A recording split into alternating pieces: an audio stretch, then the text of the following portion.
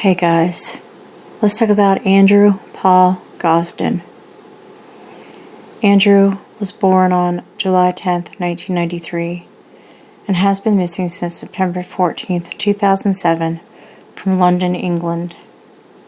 At the time of his disappearance, he was 14 years old, 5'4", with a slim build, with collar-length light brown hair and brown eyes. On the day of his disappearance, Andrew left his home in Doncaster, South Yorkshire, withdrew £200 from his bank account, and bought a one-way ticket to London from Doncaster station. He was last seen on CCTV leaving King's Cross station. Despite numerous national appeals for information in the years following his disappearance, Andrew's reason for traveling to London that day and his subsequent fate have not been established. The Gosden family live in Balby, a suburb of Doncaster, South Yorkshire. His parents were both committed Anglican Christians, but had not baptized their children, as they did not want to impose their views on them. Prior to his disappearance, Andrew had not been to church for 18 months. He had been a Cub Scout, but a few months before his disappearance, told his father that he would no longer involve himself with the group. Andrew's family described him as a home bird, who rarely left the house and never without saying where he was going. Andrew was known to his family as Roo. He was a gifted student with a 100% attendance record at the Macaulay Catholic High School. He was on the Young Gifted and Talent program, which was designed to enhance the educational development of the top 5% of school pupils, and he had been expected to score straight A's in his GCSE examinations. Andrew was described as a prize-winning mathematician who seemed destined for Cambridge. He was described as having a neutral attitude about school, hoping the upcoming school term would provide more of a challenge after having cruised through his education thus far. Andrew tended to say little about his school life to his parents. During the 2006 summer holidays, Andrew attended a 2-week residential school at Lancaster University as part of the Young Gifted and Talent program. The summer school was for children from all over the UK, age 11 to 16, who were in the top 5% academically. Andrew's parents recalled that he returned from the summer school, enthused about what he had been doing there. Andrew was described as being happy with his own company, but was not a loner, and he had a small group of like-minded friends. Andrew's family says that he did not socialize with his friends outside of school. Andrew exhibited no signs of depression, and there were no indications that he had been subjected to bullying. Andrew was said by his father to be absent-minded, not streetwise, and potentially vulnerable. He was a deep character who did not get worked up or moody. His teachers characterized him as a shy, quiet young man who was mature beyond his years. Other sources have stated that although Andrew was age 14 when he disappeared, he looked younger, perhaps about 12, as he was small for his age. Andrew wore strong prescription glasses, is deaf in his left ear, and has a distinctive double ridge on his right ear. Andrew had light brown hair, but was planning to dye it black before he disappeared. Andrew owned a couple of mobile phones between the ages of 10 and 12, but he rarely used them and subsequently lost them. He was given a new phone for his 12th birthday, but also rarely used this. He did not want to replace it when he lost it months before his disappearance. When his parents offered to replace the lost mobile phones, he stated he would prefer a new Xbox instead. Andrew was interested in video games and metal bands.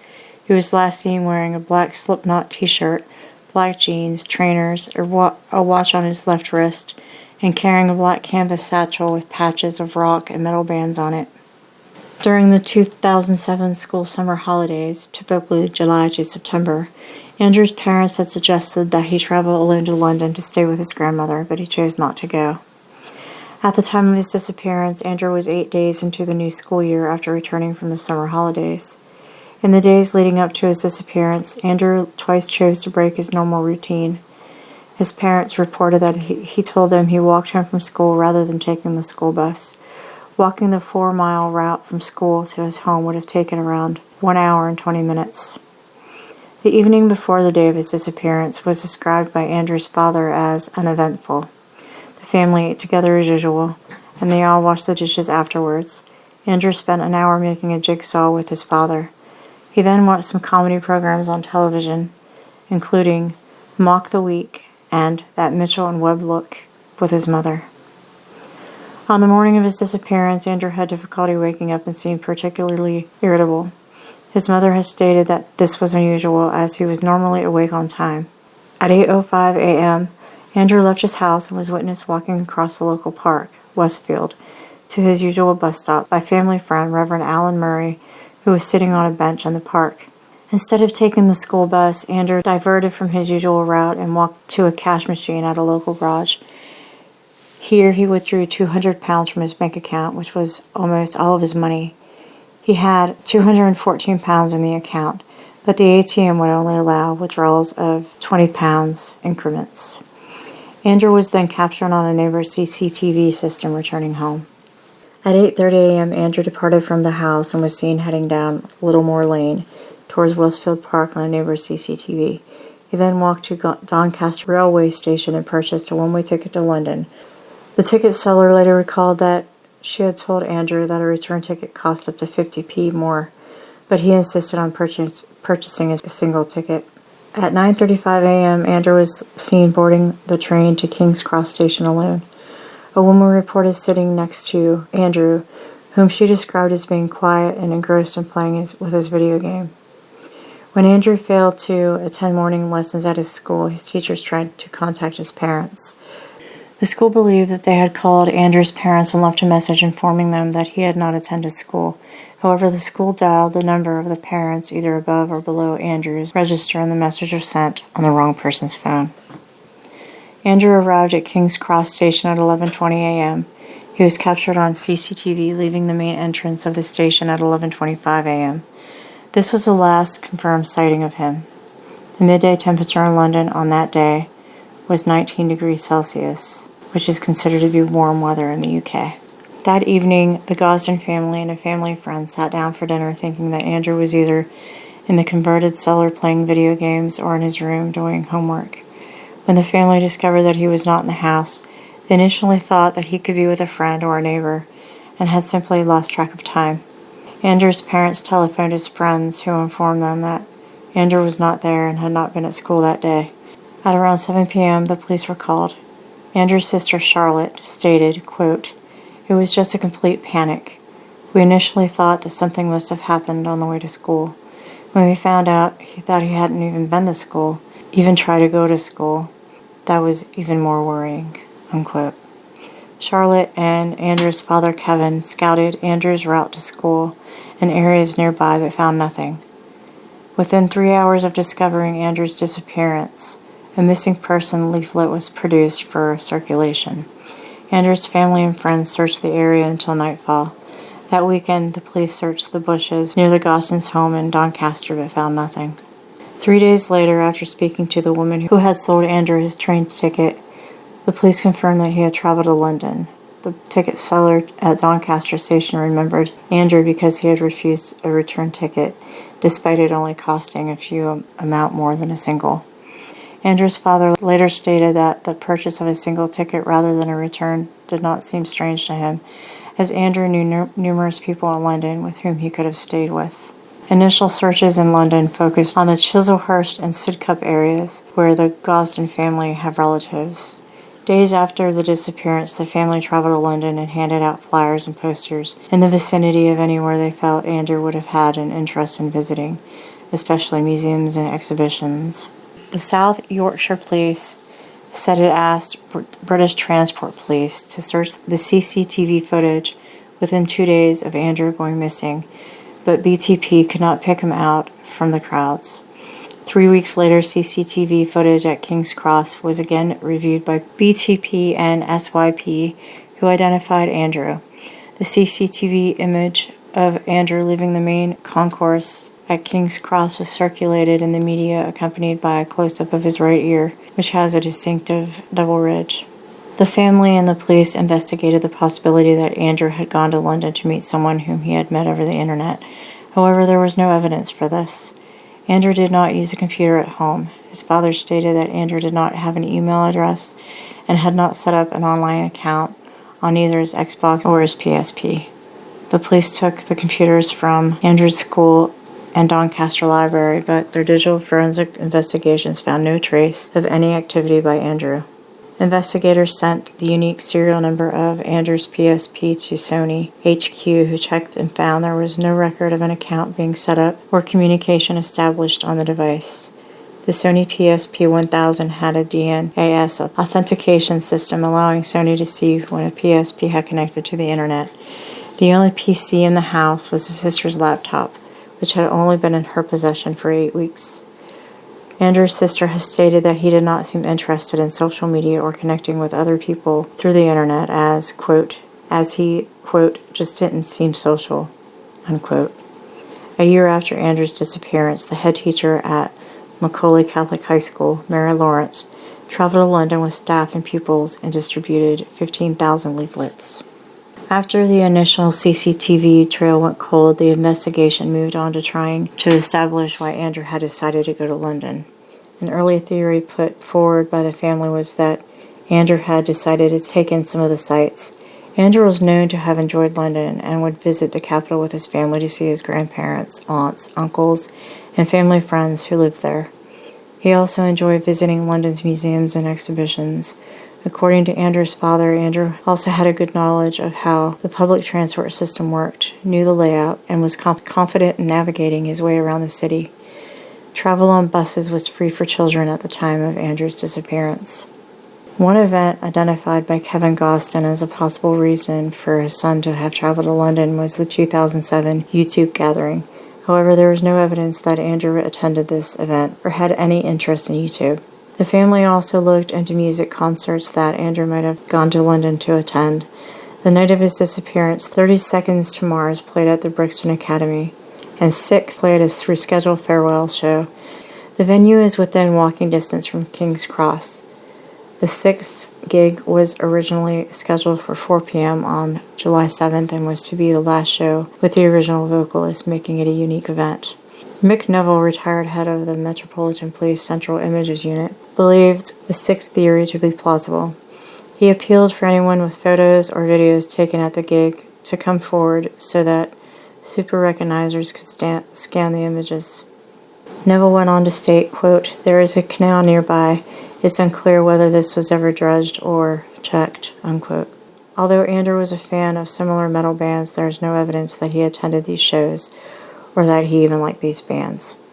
The Gosden family hypothesized that Andrew could have gone to London to attend a show by a band that he was known to be a fan of. Finnish band Him did a promotional signing at the HMV store on Oxford Street on Monday, September 7th, 2007, and performed an invitation-only show the same evening at the Borderline venue in Soho. The only way to get into the show was by completing various contests and giveaways. This lead was investigated by the family with help from him, but it did not produce any meaningful leads. Andrew's father has also stated that he suspected that Andrew might have gone to London to do something for which he felt it was easier to seek forgiveness than to ask for permission. Speaking in 2009, Kevin Gosden speculated on the reason for Andrew's disappearance. Quote, "Did he decide to do the Reginald Perrin thing and reinvent himself? Or was there something troubling him that he felt he couldn't tell us? In my heart, I still think his disappearance was a spur-of-the-moment thing," unquote. Andrew's family were critical of the police's decision to concentrate on investigating the family rather than requesting CCTV footage beyond King's Cross during the initial stages of the investigation. Kevin Gosden claimed that police viewed him as a suspect during the initial stages, and they carried out unlawfully recorded interviews aimed at pressuring him into revealing the reason for his son's disappearance. Kevin Gosden and the wider family were cleared of any involvement. Kevin has claimed that the reported sightings of Andrew at a Pizza Hut and Covent Garden were not followed up, and that the police did not speak to the woman who reported the Covent Garden sighting for 6 weeks. An article in the Times written on the first anniversary of Andrew's disappearance reported that at the time, 122 possible sightings had been reported from all over Britain, with 45 from London and 11 from Brighton. Andrew's father said there were 2 or 3 sightings within the first week of his disappearance that seemed credible, partly because of the way the witnesses claimed Andrew spoke to them. Andrew's family believed the most plausible sighting to be the one which placed Gosden at the Pizza Hut on Oxford Street. 1 hour's walk from King's Cross on the day he went missing.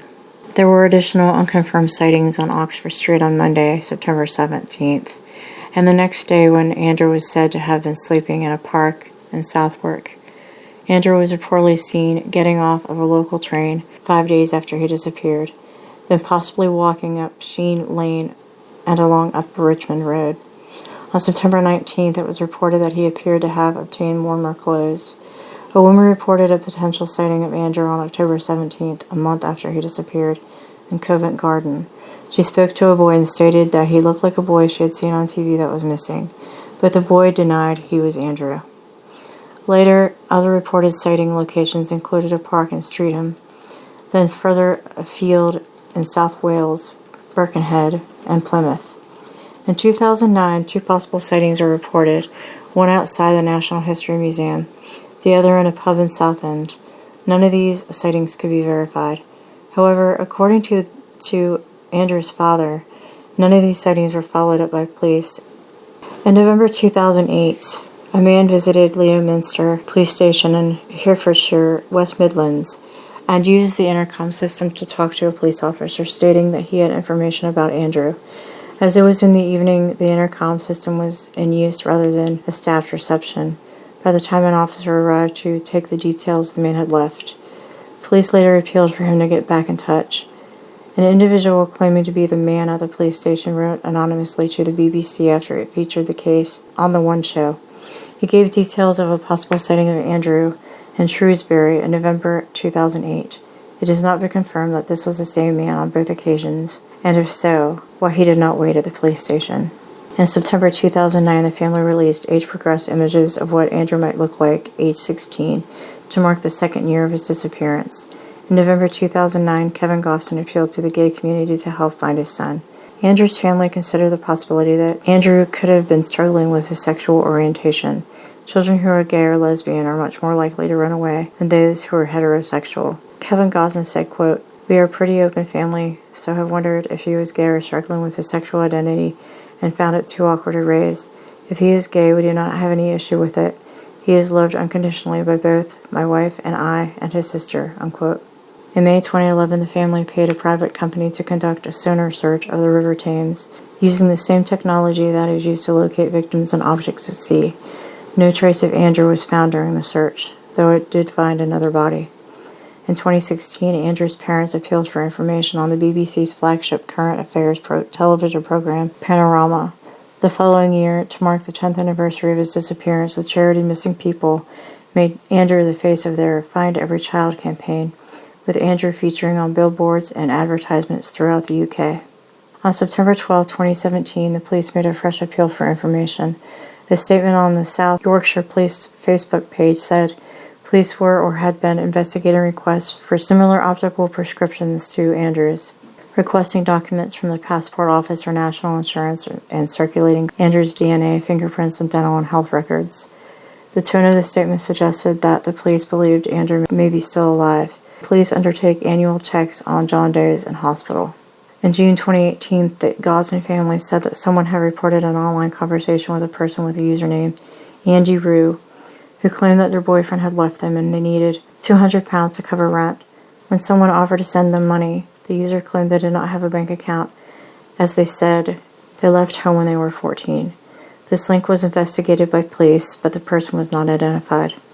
In July 2018, to mark Andrew's 25th birthday, 2 updated age progression photographs were released by the family. It was also announced that the band Muse would help publicize the campaign to find Andrew. In October 2019, another age progression image of Andrew was released. Gosden's family have kept his room as he left it and have not changed the locks to the house, as Andrew was known to have taken his key. Andrew's bank account has not been used since he made the withdrawal on the morning of his disappearance on September 14, 2007. On January 11, 2022, South Yorkshire Police said that on December 8, 2021, detectives had arrested 2 men aged 38 and 45 on suspicion of kidnapping and human trafficking. The older man's arrest was also connected with possession of child pornography. Both men have been released under investigation while inquiries continue. They are believed to be the first arrest made in connection to the disappearance. The following day, it was announced that numerous devices had been seized from the men for a forensic investigation, which police said could take 6 months to a year. Kevin Gosden thanked the police for their support and said the family did not know more than what had been released in the police statement. If you have any information, please call 0500 700 700.